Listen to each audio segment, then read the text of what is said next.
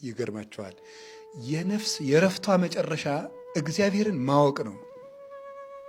እግዚአብሔርን ያወቀች ነፍስ አብርሆት የሚባለው ይሄ ነው። አንዲት ነፍስ አረፈች የሚባለው ምን ደረጃ ሲደርስ እንደወጥቃላችሁ? አብርሆት የሚባለው እግዚአብሔርን ስታውቅ የዚያን ጊዜ በቃ አሁን ምን እያደረግን ነው? እያወቀች ነው ገና።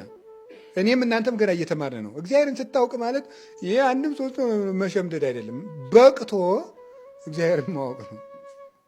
የልብ መጨረሻዋ ማረፊያ ወደቧ ምንድን ማንን ማየት ነው? እግዚአብሔርን ማየት ነው።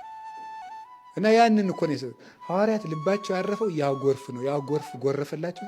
ጸጥ ዚያዋላ ፈሪሳዊ ቢያወራ ምናምን ቢዶልት ሰይፍ ዞ ቢመጣ ቁም ነገርም የለም። በጥፊ ቢያጠቃርናቸው ደስ እያላቸው ወጡ። ምክንያቱም ያ የብርሃን ጎርፍ ልባቸው ውስጥ ይጎርፋል። ያለ ጎረፈን ሰው ስለ ሰይፍ ብታወራው እሳት ነደደ፣ ሰራዊት ቁሟል ብትለው አይሰማም። ጆሮው የእግዚአብሔር ድምፅ ብቻ ነው የሚሰማው።